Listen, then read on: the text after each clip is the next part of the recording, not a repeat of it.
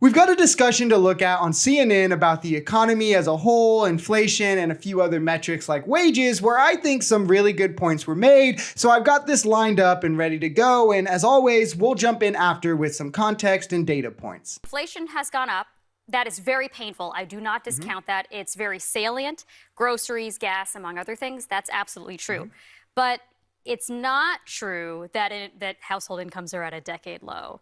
It's not true that the economy isn't growing or that we turned off the oil spigot or whatever else. I think you can recognize how people feel and also give them the real facts about how the economy This is a part of the issue with... Hold on, Shermichael. Okay, go ahead. Let's remind people. 4 years ago, we were in a pandemic that was made worse by the former president. We couldn't get groceries. We were standing in line trying to get toiletries.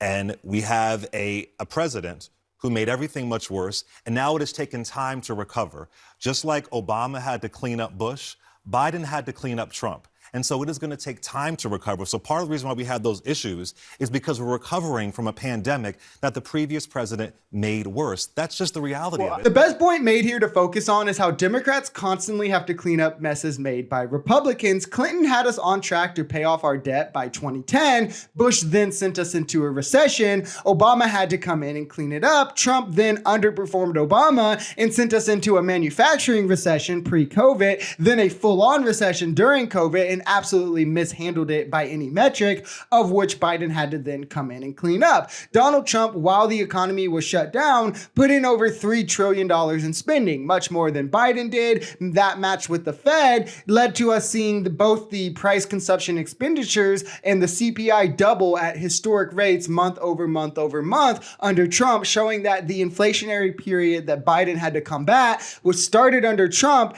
and would have happened for anybody. Trump went on to lose jobs as the first president since Herbert Hoover to do so, and America lost more GDP than the rest of the world, showing that Trump by far handled COVID worse than any other world leader in terms of economically. Biden, on the other hand, has had real wages higher than they ever were pre-pandemic under Trump and above inflation for almost a year and a half now. We also produce more oil than we ever have before, than any country ever has before, and household incomes are nowhere near low. And again, they began to decline under Trump while he was botching the COVID response. My job is to help people understand what the facts are. Right. I can recognize that people are suffering and that they feel stretched, and also say, here's the context. And in fact, the United States economy has been doing better than every other economy in the world. I actually think I can say incomes are rising, even if you're unhappy that understandably unhappy that prices are rising as well. And this is another important point to make. COVID shocked everywhere. It's a global problem, not one unique to America. I mean, it did hit us harder because, again, Trump failed the response, but every developed nation felt the results of it. And under Biden, we've had the greatest economic recovery of any country in the world. We probably would not be able to say the same under Trump. This is like people trying to tell Obama in 2009 that it's his fault that we didn't have a booming economy. These kinds of turnarounds take time, and Biden has done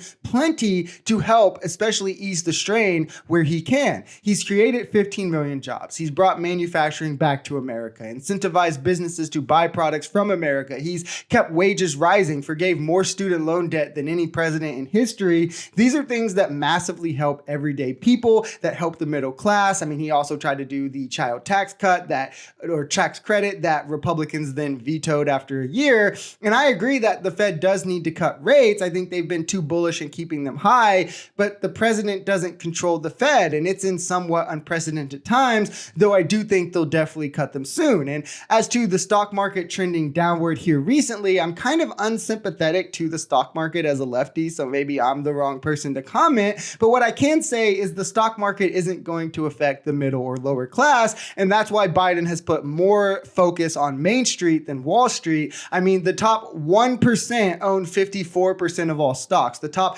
10% own 93% of all stocks, and the bottom 50% only owns 1% of the market. So I think it's largely immoral anyway to hoard wealth, to make yourselves more money and enrich yourself further when there's people dying of starvation, dying of homelessness, and other symptoms of abject poverty. So if they've got to lose a couple billions because of the stock market going down, I beyond don't really care, especially the way that these people use these capital gains to avoid taxes that help the middle and lower classes with their social safety nets and these programs. But I can assure with the strength of Biden building middle out, we hardly have to worry about the stock market. And for anyone crying about it anyway, one, they're probably like top 10%, top income quintiles. But if you look at the actual trend of the last year, the stock market is still up 9%. If you enjoyed this video, we're Social Society. We're a commentary channel influenced by politics, society, and the economy. We are pretty left-leaning on this channel, but we're open to our right-wingers as well. The biggest thing here is having conversations that get everyone to the bottom of the truth.